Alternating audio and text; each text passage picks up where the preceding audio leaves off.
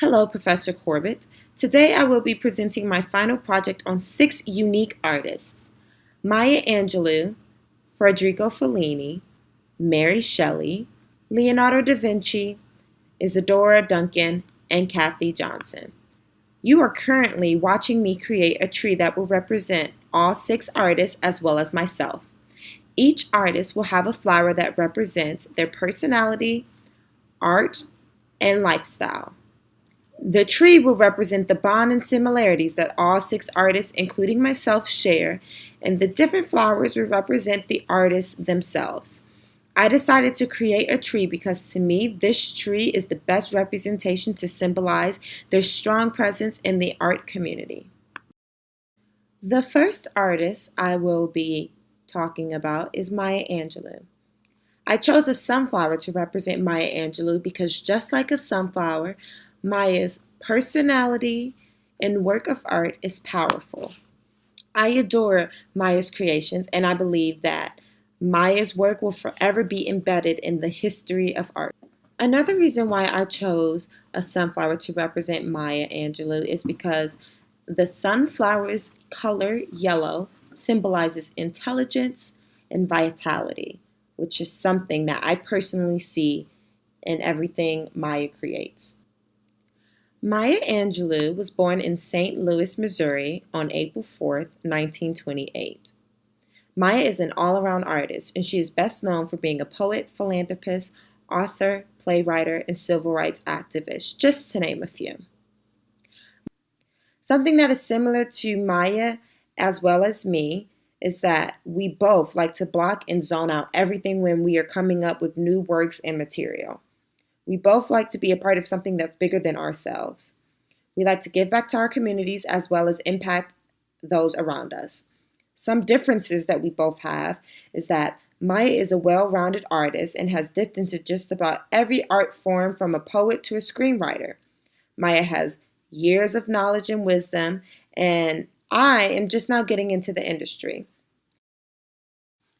The second artist I have chosen is Federico Fellini. Federico Fellini reminds me of a chamomile flower, which is the next flower I will be drawing. Being a filmmaker requires an excessive amount of patience, which is the meaning of a chamomile flower. This is why I chose this flower to represent Federico Fellini. I close my eyes and the festival starts. This is a quote said by the famous Italian filmmaker Federico Fellini. This quote stuck out to me because it paints a vivid picture of how Fellini embraces artistic fantasies. Born on January 20th, 1920, Fellini was influenced by the Neorealist movement and during the rise of his career became a popular, distinctive filmmaker after World War II. One thing that separates Federico and I is our profession. Federico is a director and I am a performer. Even as a young teaching artist, Fellini's years of experience is nothing compared to mine. For example, Fellini has informal education. He did not go to school for directing, where I completed 4 years at a university and majored in musical theater. Fellini started off his career being a popular Italian director, where I am struggling to rise as a popular thespian. The frankincense flower is created from scraggy trees by slashing the bark, also known as stripping. The outer appearance of a frankincense flower is very ugly and shaggy, similar to what many people think of when they hear the word Frankenstein. Just like a frankincense flower, Frankenstein's outer appearance is quite terrifying, but on the inside, you would find a sweet, dark soul. The next artist I will be talking about is Mary Shelley. The genesis of Frankenstein was created by Mary Shelley. Mary Shelley was born on August 3rd, 1797 in London, England, United Kingdom, and died of brain cancer on February 1st, 1851. Throughout her life, Mary found a love for writing and considered it a favorite pastime as a child. Mary Shelley and I are both alike in many ways. Shelley is an artist and likes to write to aid her pain. This is similar to me because as an artist myself, I like to sing my sorrows or dance my pain away. This mindset of completely using yourself in art in order to escape the harsh realities of life is something that many artists do to avoid the pain. It's very therapeutic in a way. Shelley is also a romanticism writer, and I love to read romanticism work. When I am reading Shelley's work, I find myself falling into a trance, and I feel like I'm dancing the words in her novel. Some differences include the fact that Mary Shelley is a writer and I'm a performer. Although our paths may cross, our artistry is completely different.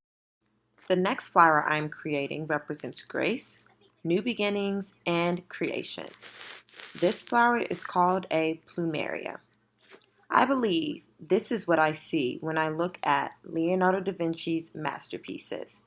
Just like a plumeria, everything that Leonardo creates represents a new chapter in his life. Leonardo da Vinci is famous for The Last Supper and the Mona Lisa, and is a painter, sculptor, architect, inventor, military engineer, and a draftsman. Known as the Renaissance Man, Leonardo was a curious and intellectual man. His works, ideas, and philosophy helped influence the rise of the Italian Renaissance. I've had the opportunity to see Leonardo da Vinci's artwork in person, and I must say there is a lot of thought process that was put into his work. Leonardo and I both like to have a very private life. We like to keep our whereabouts to a minimum and only show up when need be. Something that is different about us is that I like artistic creation. I am not artistic in the sense of creating sculptures and military designs. The fifth flower that I am drawing is a representation of me. This flower is called a carnation and represents love and affection. I chose this flower to describe my personality because I also like to love and show my affection towards other people. I decided to put my flower in the center of the tree because all six artists are different layers that complete my personality. I personally look up to all six artists, and I can see a piece of myself in each artist. The next flower that I will be drawing is a lavender flower. Lavender is a natural herb that can be used for a lot of home remedies, and its scent is used for relaxation, stress relief, and massaging products. As a dancer myself, I have used plenty of lavender for self remedies. This flower reminded me of Isadora Duncan. Isadora Duncan was born in 1877 and died in 1927. Isadora is a professional dancer and started her career at the early age of 6 as she began teaching classes to other young girls. There are many similarities between Isadora and I, including the fact that we are both dancers. Isadora and I both started dancing at a very young age, and we were both dance teachers. Differences includes that Isadora is a professional dancer and I am not. My seventh and final flower that I will be creating is a lily flower. Lilies represent a multitude of things, from devotion to wealth and prosperity. I believe this flower best represents Cathy Johnson's personality. Cathy Johnson is an artist, lover, writer, and explorer. Cathy explores history, researches portraits, creates folk pottery, and is a continuing writer for Country Living magazine. Cathy's formal education definitely contributed to her success. I think the most beneficial education that Cathy received was from Schuller School of Fine Arts because that's where she learned to sharpen her craft for watercolor. Just like me, Cathy is also a curious wanderer of the world. We like to explore all that life can bring. I love how Cathy explores the idea of serendipity. Serendipity meaning coming up with an unexpected good as a treasure. We both believe that if we don't explore and seek beyond our limits, we will never know what opportunities may present themselves. I like to live by this idea of serendipity as a performer. I will never know when my next job will be, so it is up to me to go beyond my comfort zone. Cathy and I differ because she is a complete artistic genius. I am finally getting my feet wet in the industry where Cathy has years of experience in different fields. I really enjoyed this project because I was able to create something that I can tie all six artists to myself. To me, a tree symbolizes freedom, transformation, union, and growth. Although I am completely different from all six of my artists, we are all connected from the roots. Through this, we are able to share with others our mutual love for art. I hope you enjoyed my presentation.